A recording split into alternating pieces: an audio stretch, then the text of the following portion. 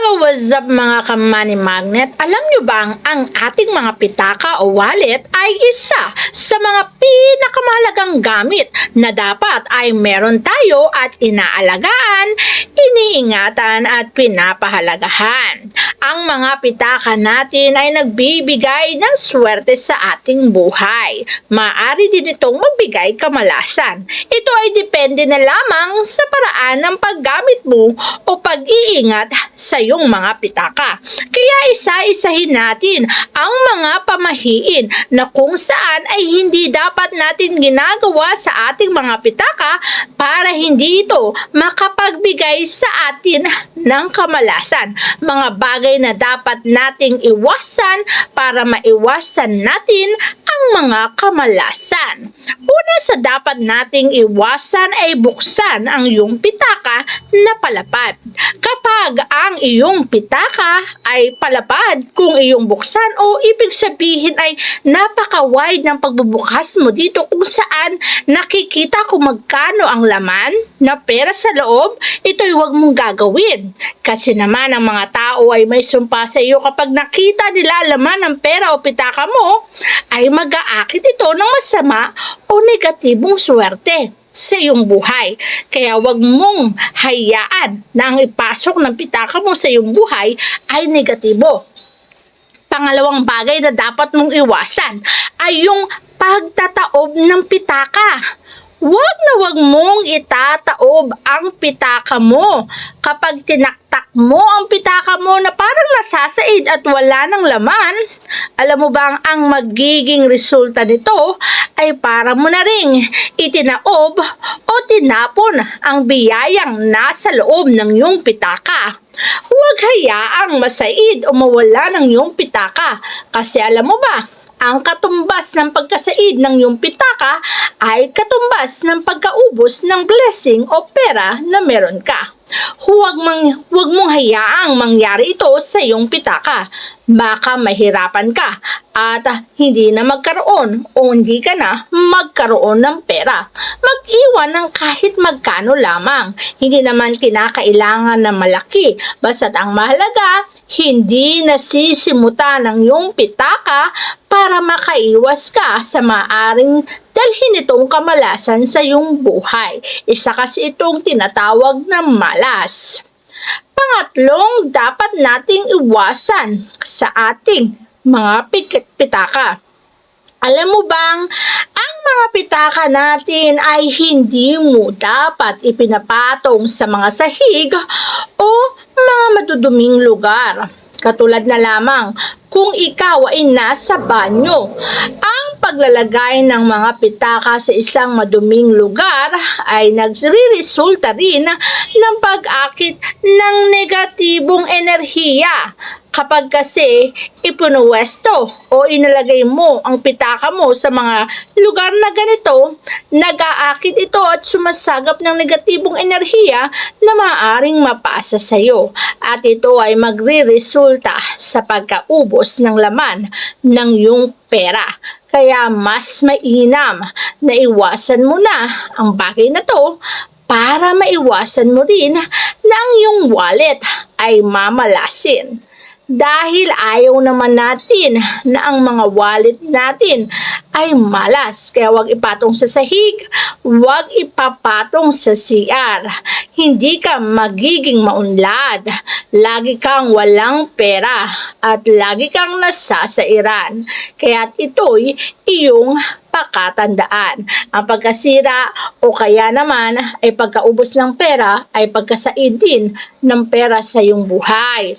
Pangatlo, iwasan ang labis na pagpupuno o sobra-sobrang laman ng iyong pitaka.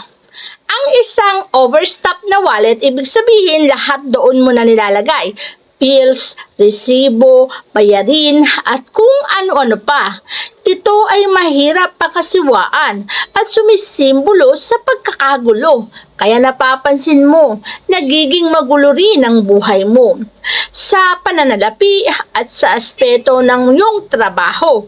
Alam mo bang, ang mga bills o resibo ng bayarin ay hindi dapat inilalagay sa pitaka.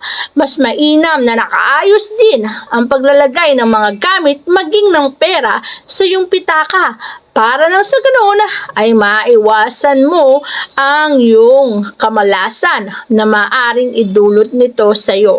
Ang pitaka ay nakaayos at ang maayos na pitaka ay magbibigay ng maayos na pera o usaping pinansyal mo ay magiging maganda. Ang panglima, iwasan ang kulay pula. Alam mo bang, asul, pink, at purple na kulay ng pitaka ang mga kulay na sumasagisag sa pagkawala ng pera, lalo na ang kulay pula.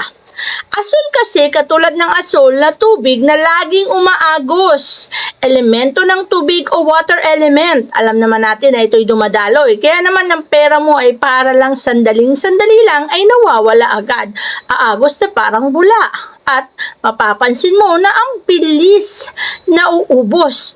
Kapag kulay pula naman, ang pitaka mo, ang nangyayari naman ay ang fire element. Alam naman natin na ang fire element ay apoy. Sumusunog ng lahat ng pwede mong mahawakan. Ibig sabihin, magkakapera ka, nauubos din agad na para bagang sinusunog. At kapag pula, lagi kang nauubusan, lagi kang nasasairan. Ang pink naman na kulay ay isang idealistic na kulay para sa wallet dahil ang pink ay kumakatawan sa kapaligtaran ng pragmatism na hinihingi ng kayamanan. Purple naman ay isang kulay na nauugnay sa elemento ng apoy at kadalasang nauugnay sa royalty at luxury. Maaari itong makaakit ng mga paggagastusan, yung mga bili ka ng bili hanggang hindi mo namamalayan ay ubos na pala ang laman ng iyong mga pitaka. Kaya dapat mong iwasan ang mga kulay lila o purple na wallet kung gusto mong lumaki ang iyong ipon.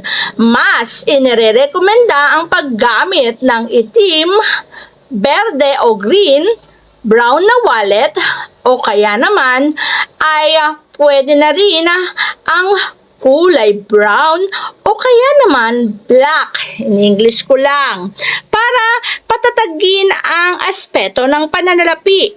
Palalakasin nito ang daloy ng pera. Ang kulay green naman na wallet ay nag-uugnay sa paglaki at pag-renew. Inirerekomenda ang kulay nito para sa mga negosyanteng naghahanap ng sariwang pagkakataon o sa mga gustong magdagdag ng kanilang kita. Ang brown wallet naman ay nagmumungkahi ng katatagan at pinaniniwalaang nanghihikayat ng pagtitipid. Ito ay kapaki-pakinabang para sa mga naghahanap buhay upang makaipon ng kayamanan ng dahan-dahan at tuloy-tuloy.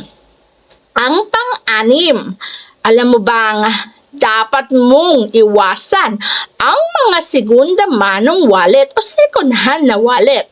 Iwasan mo to dahil ito ay maaring magdala ng negatibong enerhiya. Ang mga dating may-ari kasi ay mayroong mga negative energy na maaring maipasa sa iyo. May posibilidad na makuha mo ang lahat ng kamalasan na ito kung gagamitin mo ang mga wallet na meron sila. Kaya naman kung gusto mo na lang na maka-attract ka ng positibong enerhiya, ay mas mainam na bagong wallet na lang ang gamitin mo para sa ganon ay ang swerte ay mapasayo. Alam mo rin ba na nagsisimula ngayon ang swerte sa buhay kung naayon din ang mga gamit na yung ginagamit sa buhay? Kaya kung nais mong swertihin, gamin mo ang mga sinabi ko sa iyo patungkol sa pitaka. Meron ka bang swerteng pitaka? Abay, ipakita mo na at alamin natin kung swerte nga ang iyong pitaka.